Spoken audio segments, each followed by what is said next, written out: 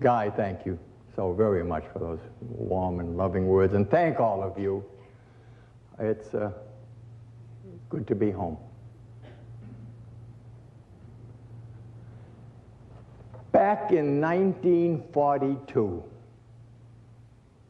before most of you were even born, our nation was involved in a very model struggle called World War II. I enlisted at the tender age of 19, and after about a year and a quarter of very tough training, I received my Silver Bombardier wings and my lieutenant's commission in the Army Air Force. I was actually an officer and a gentleman 10 days before I could vote. Soon afterwards, I was assigned to a B-24 Liberator crew. And after several months of very tough and intensive training in the deserts of the Southwest, we finally one day flew our plane across the country and then across the North Atlantic. And we landed in a tiny little town with an airport just northeast of London. From that base, near the village of Tibenham, I flew 30 combat missions over Germany. My bomb group happened to be the 445th Heavy Bombardment Group, which was also Jimmy Stewart's group. I flew with Jimmy. And the majority of the missions that we flew, thank God, were a success. Plus, I survived. Now, more than 50 years have passed since those scary days. So I've had a lot of time to think about all those frightening missions over enemy territory. And long ago, I became convinced that the prime reason that we reached so many targets so often was because we had been briefed so thoroughly before each mission. Hours before dawn, usually around 3 o'clock in the morning, gentleman would come into our Nissen hut. It slept 12 people. He'd have a clipboard and a flashlight, and he'd walk along in the dark, and he knew where everybody slept by the clipboard. And he'd just lean over and take his shoulder and shake it and say, "Lieutenant, briefing is in 45 minutes. And then he went on to the next, and he wasn't coming back. You better get up. So what we would do is dress, go to the mess hall and gulp some food, and then go on into the large briefing room, and everybody who was flying a combat mission that morning would sit down with their clipboards and take notes and gather all the information we could about the mission and our target for the day. Very brilliant people did this briefing. Give you an example, and I didn't realize this until I was living the life there. One morning, I was drawing coffee out of the big urn in the mess hall when I had a book in my back pocket of my heavy jacket, and I felt the book leaving. And I turned around angrily, but then saw it was the Major of Intelligence, Major or Lieutenant Colonel, I forget what he was, Donald Clapper. He was holding the book in his hand, and he said,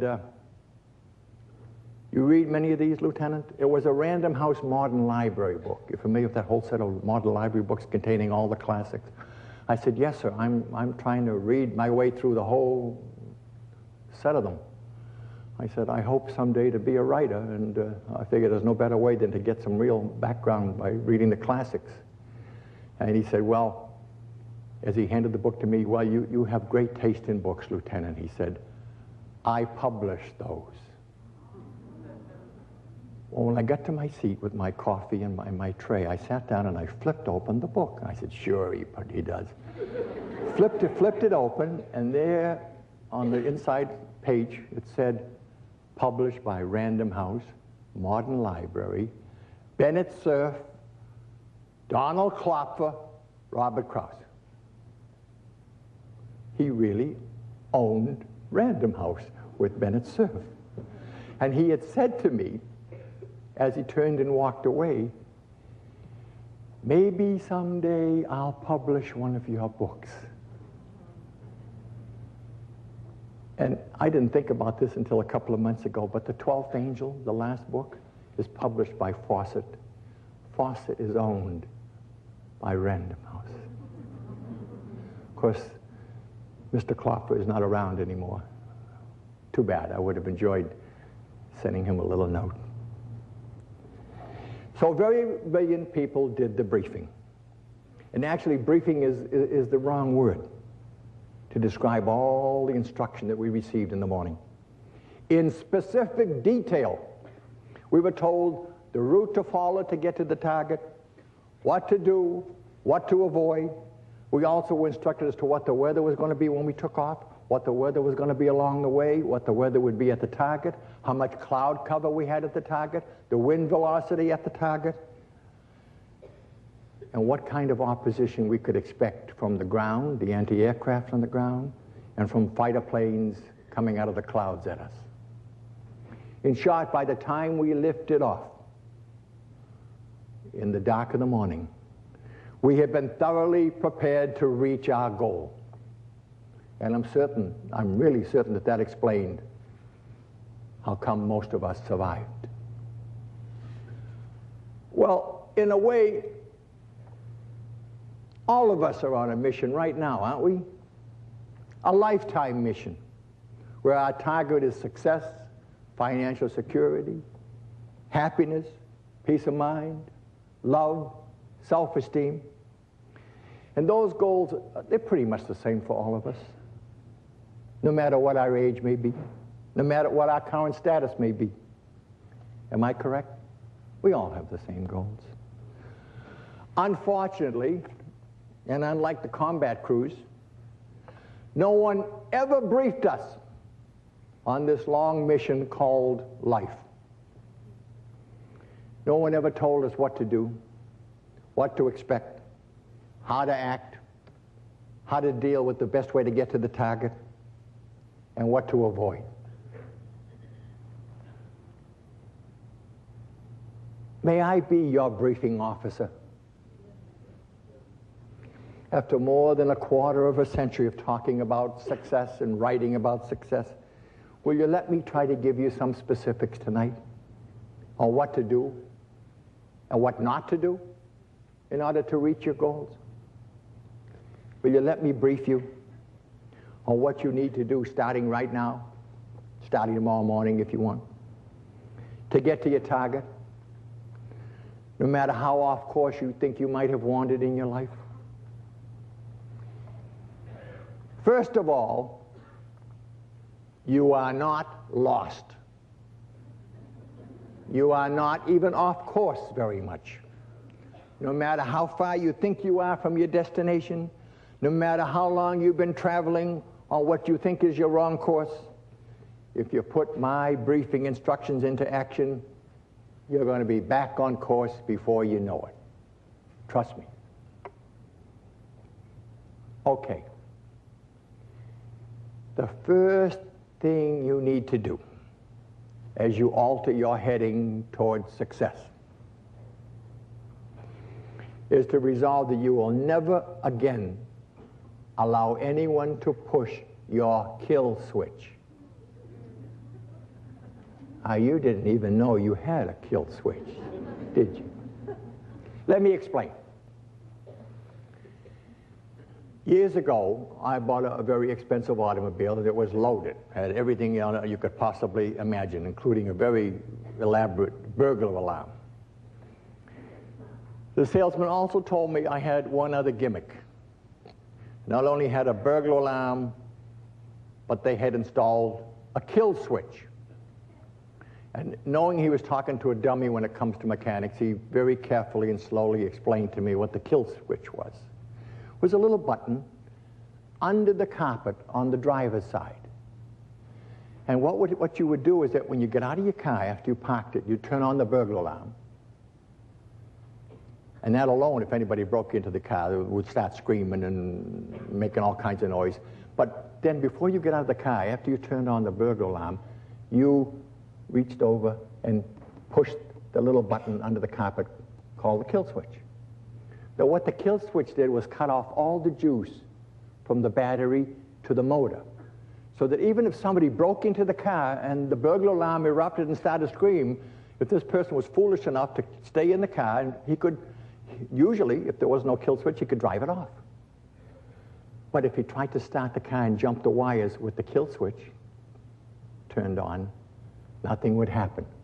No power would go to the motor. Well, one morning, I never used the kill switch. I had the car, I don't know how long, a year or so. And one morning, I went out, I had an errand to run, and I was in a hurry, and I turned the key, and nothing happened.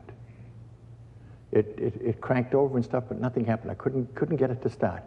So I finally went in and I called my salesman at the dealers, and I told him what happened. He said, Og, did you turn on the kill switch? And I said, what? He says, the kill switch. Don't you remember we installed a kill switch in your car? And he said, it's somewhere in the front underneath the carpet. He said, you probably accidentally just tapped it with your foot and put it on. He said, go look. So I went back and looked. I couldn't find it. He said, sit tight. I'll be there in 15 minutes. He knew the dummy couldn't do it. So he arrived, and he took the whole carpet out of the left front seat under the driver, and over in the right up near the accelerator, there's a little kill switch. And he pushed it, and then he said, turn the key. And I turned the key, and the motor started.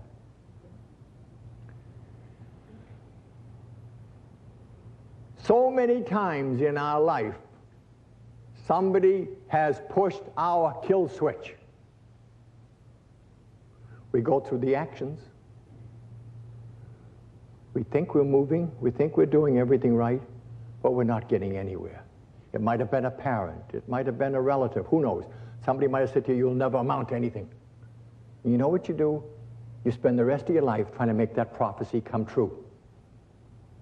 Never, never again let anybody push your kill switch. Let me put it another way. Never give anyone permission again to rain on your parade. Just don't let them do it to you. Next, understand the fact that all of us, you, me, everyone, will live with crisis all through our lives. All of us spend every living moment either approaching a crisis, in a crisis, or recovering from a crisis. And nobody is immune. There are three major crises in all our lives. First one is the identity crisis, and that hits us somewhere around age 19. We're trying to find ourselves. We're asking, who am I? Why am I here? What am I doing? What am I going to do with my life? Do I want to live like my parents? Identity. It's the first crisis. The second big crisis in our lives is the crisis of reality. And that usually hits us somewhere around age 35. If I'm hitting a few buttons, I'm sorry. One day, it suddenly occurs to us that we're never going to become president of that company we work for. And we might never be able to afford that gorgeous Mercedes, or that Cadillac, or that Lincoln Town Car we've wanted for so long, or that second home in the country. And we might not even be able to send our kids to the colleges they're talking about. And both you and your spouse are working long hours just to stay ahead of the bill collectors. Life has become dull and boring. Peggy Lee years ago recorded a song about that. Remember, is that all there is? That's the reality crisis song. The third major crisis is the mortality crisis. One morning we awake and we're 50 or 60 or 70, and it hits us that we may not be around here forever. And so we assess our life as so many do, through our material accumulations.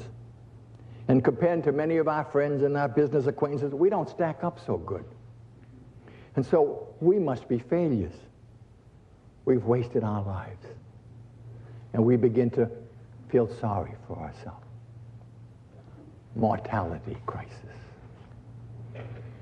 More than 200 years ago, our nation became the first in the world to ever incorporate the word happiness into its basic founding documents.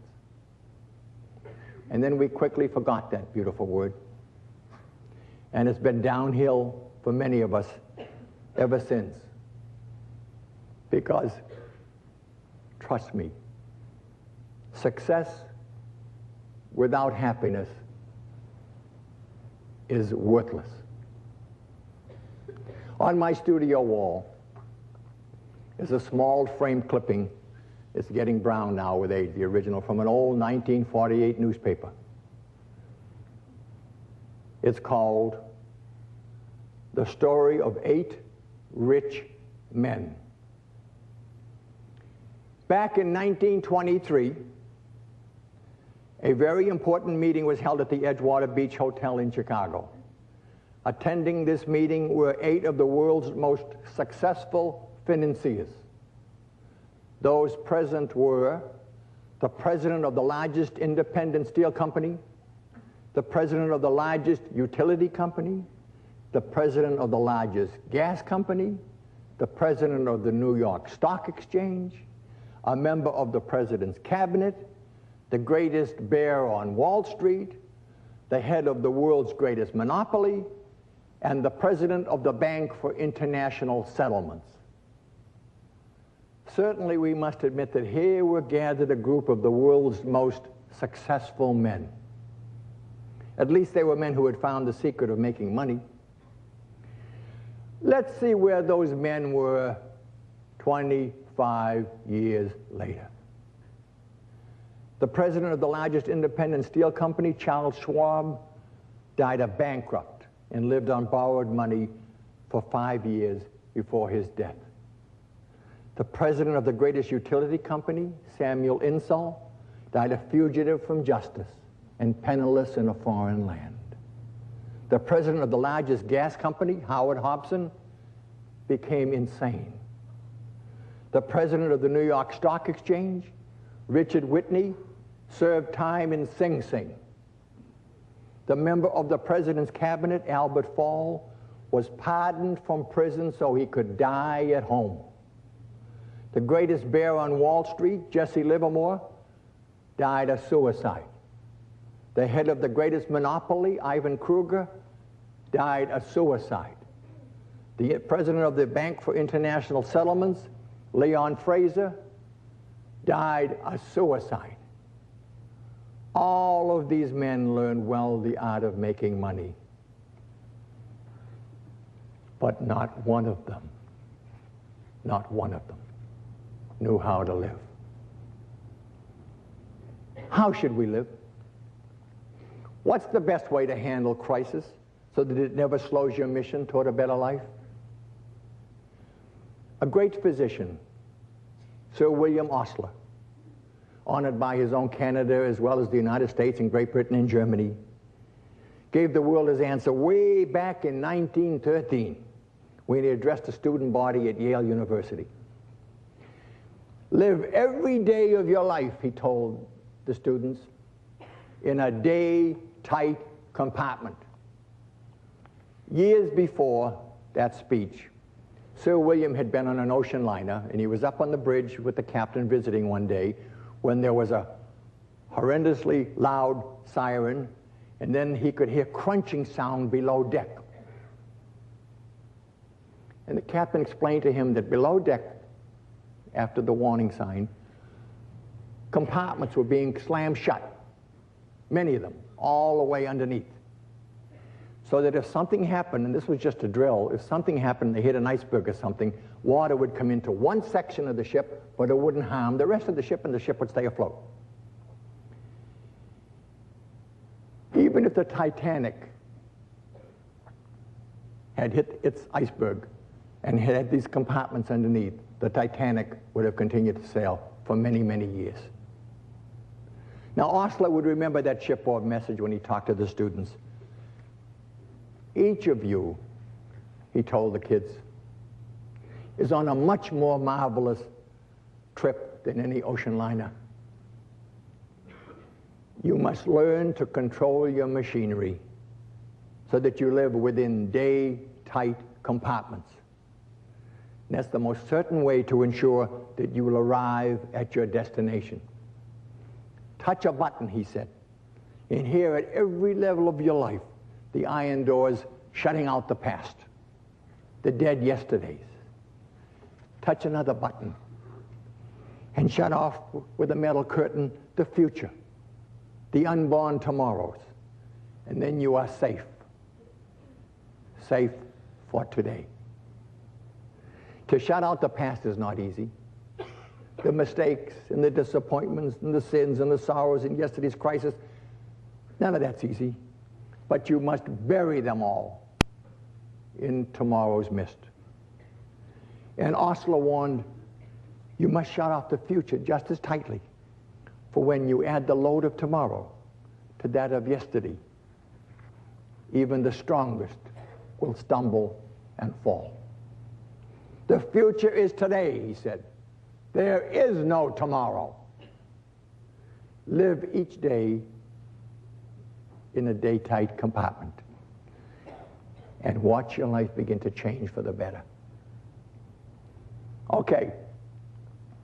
So far, my briefing has been only to get you back on course in case you've drifted off a little bit. Now, to get you to your target, to reach your goal, you've got to remember just one little word. Give. G-I-V-E. Give.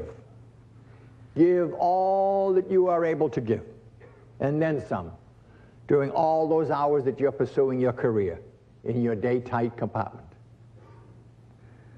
The greatest secret of success was given to us 2,000 years ago in the Sermon on the Mount, when Jesus told us, among many wise things, whomsoever asks you to go with him 1 mile, you go 2. Give.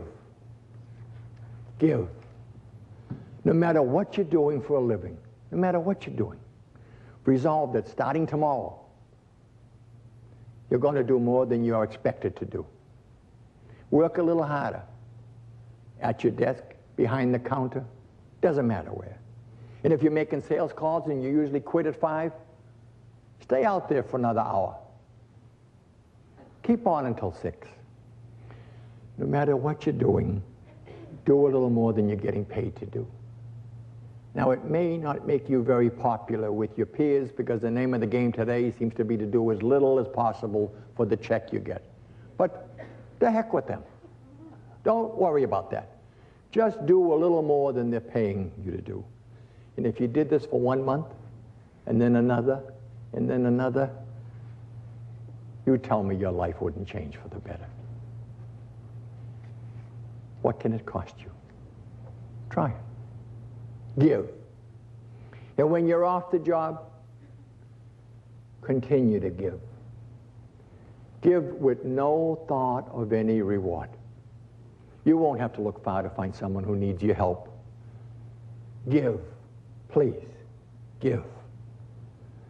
This high-class name for this giving without any thought of any reward is, it's called altruism.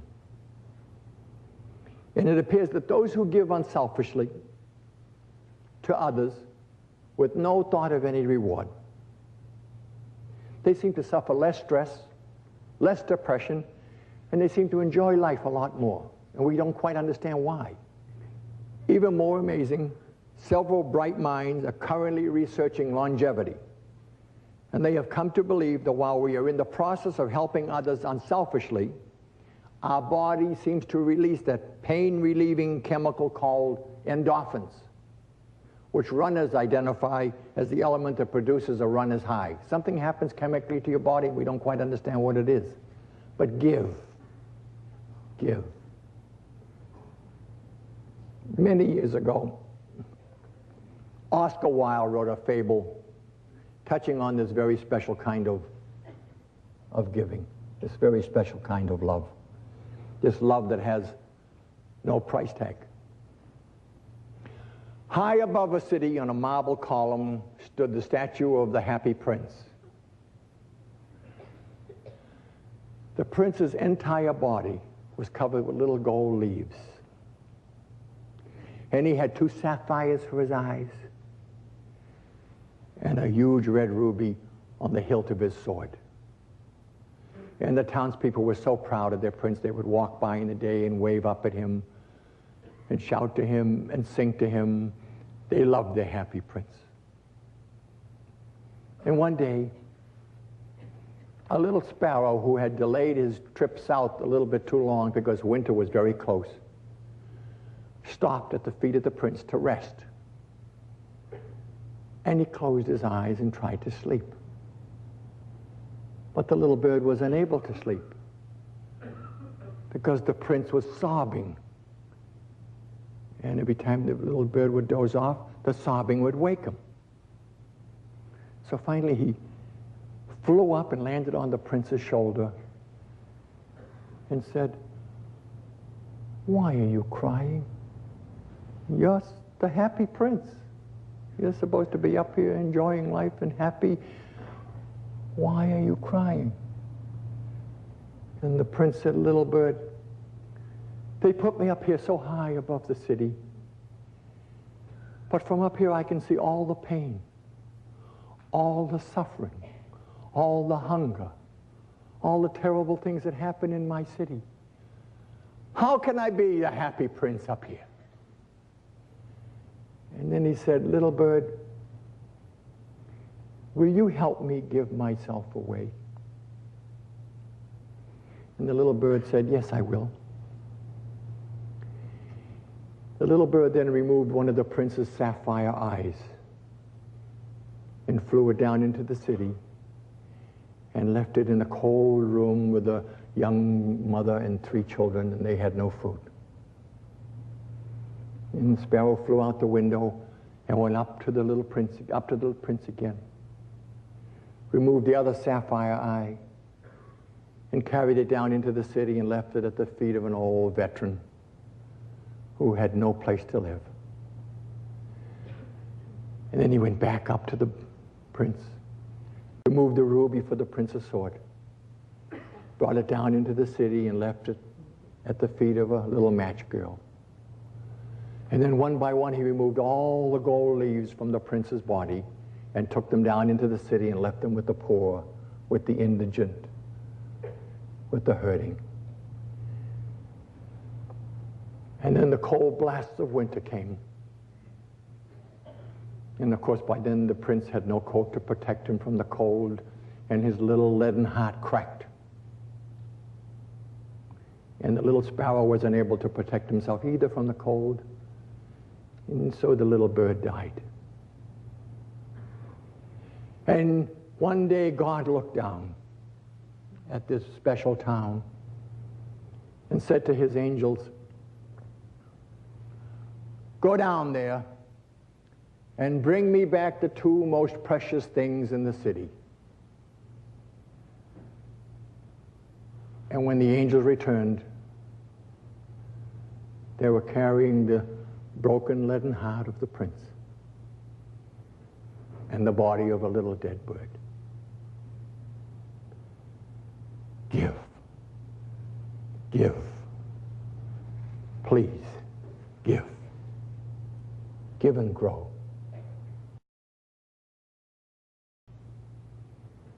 And the body of a little dead bird. Give. Give. Please, give. Give and grow. So what have you learned from your briefing so far?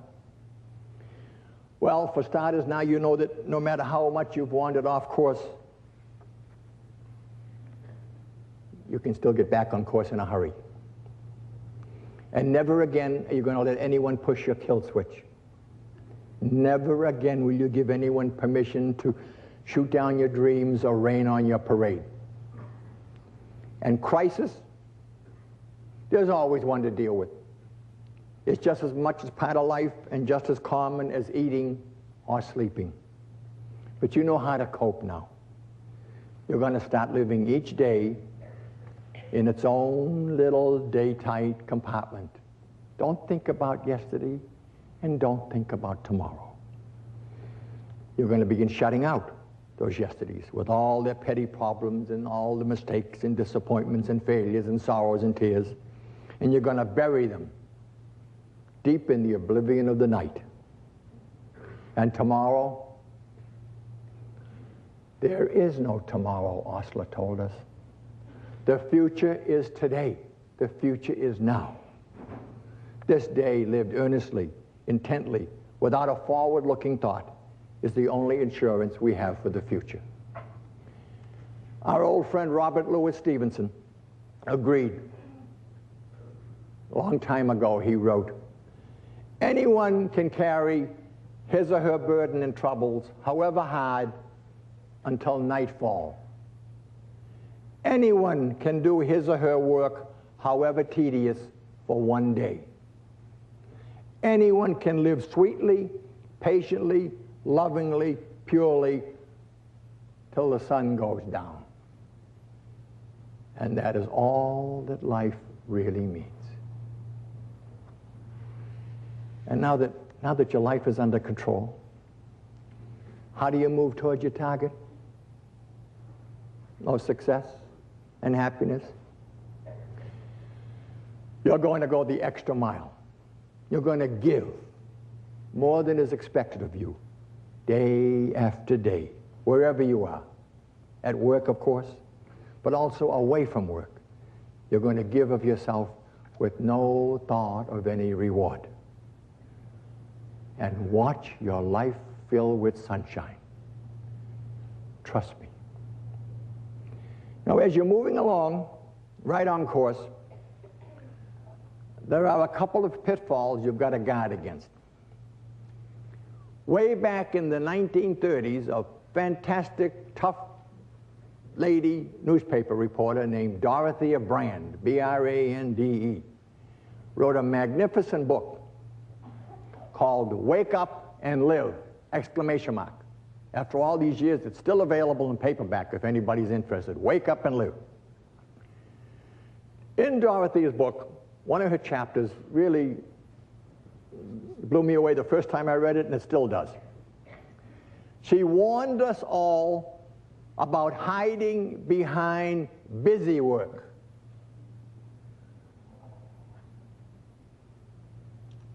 She said, we really are doing a lot of petty, unimportant things all day, so that if anybody comes to us and gives us a real challenge that might really mean something in our life if we tackled it, what do we say? Gee, I'd like to take care of that, but I'm just too busy. I'm striking some chords out there because I know it happens to all of us. We tend to hide. It's so easy to hide behind the petty jobs so that we don't have to tackle something that's really important. Don't hide behind busy work.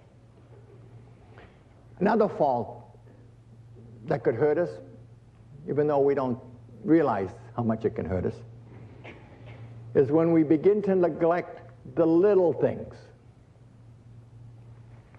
the shortcuts we take that really hurt our life. Oscar Hammerstein was in New York one day visiting with a friend who took him in his two-seater biplane out over New York Harbor. And when they got to the Statue of Liberty, his friend went lower and lower until they were circling right over the lady's head. And Oscar said he got a shock once he thought about it, that has never really left him. The Statue of Liberty in New York Harbor was a gift from France, created by Auguste Bartholdi, was erected in 1886. There were no airplanes in 1886. The top of the statue rises 305 feet above the water. The top of the lady's head, as the plane circled lower and lower over the head, Oscar noticed every curl on the top of her head was as highly polished as the rest of her body. And he thought, my God, when they erected this statue, there were no airplanes. So far as Bartholdi was concerned, nobody would ever see the top of the statue except maybe a seagull or two. And yet it was as highly polished and as beautiful up there as was the rest of the body.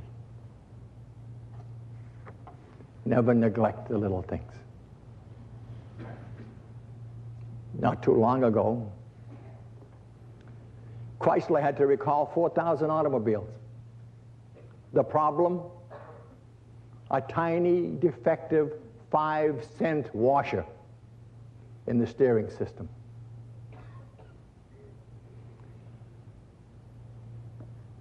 And probably the most important mission in your life is that you should do nothing ever that you would have to apologize for doing to those you love. Easy rule. Just do nothing you ever have to apologize to those you love. It's an old poem I've been carrying around for years. It drives that point home better than anything I could ever say. It's called The Face in the Glass. When you get what you want in your struggle for self, and the world makes you king for a day, just go to a mirror and look at yourself and see what that face has to say. For it isn't your father or mother or wife whose judgment upon you must pass. The person whose verdict counts most in your life is the one staring back from the glass. Some people might think you're a straight shooting chum and call you a great gal or guy.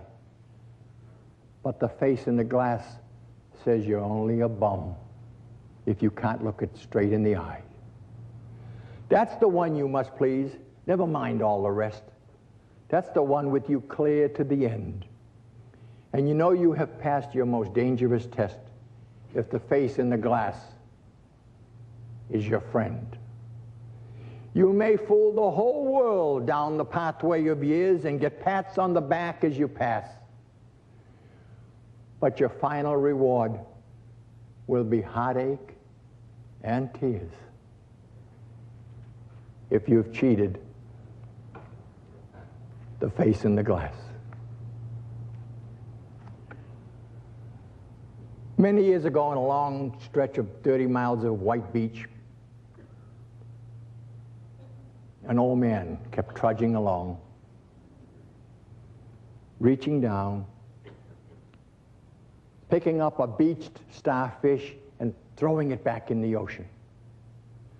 And he'd go a little further, and he'd pick up another starfish that was up on the beach and throw it back in the ocean.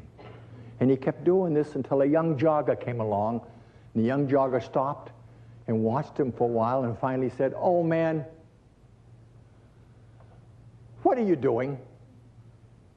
And the old man turned and said, "If the sun comes up and shines on this beach, these starfish will all die. I'm just trying to throw them back in the water to save their life." And the young lad said, "Sir,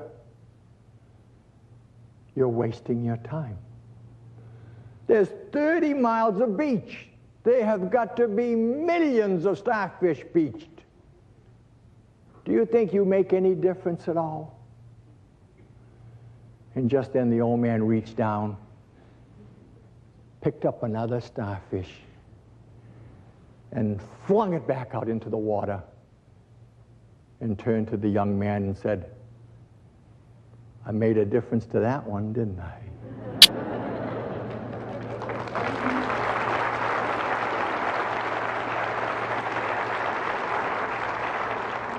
Now that I've tossed you back in the water, I hope you'll swim with all your might. Success and happiness, it's just over the horizon. Go get it. A great race driver and teacher, Bob Bondurant, who has driving schools all the way across the country, in an interview once said that so many of us could have avoided the accidents, the automobile accidents we have, if we had hung on to the wheel and stayed with the car a little more. You know, we see an accident coming, we tend to let go and turn away, and bingo. He said if we held on to the wheel a little longer, as the accident is approaching, half the time we could have saved the accident, not have it happen. Happens to so many of us too. We quit too soon. Don't do it anymore. Those of you who have read The 12th Angel know this end. But Winston Churchill was in Oxford in his prime addressing a graduating class. And when he was introduced, that great man strolled slowly to the lectern, looked around at all the young faces, and said, never, never, never, never, never, never give up. 8 words. 8 very powerful words.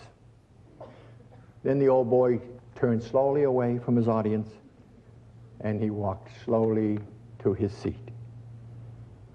And you know what? I think I'm going to do the same thing. I love you all. Thank you for coming tonight. God bless you. Thank you so much. Thank you. Thank you.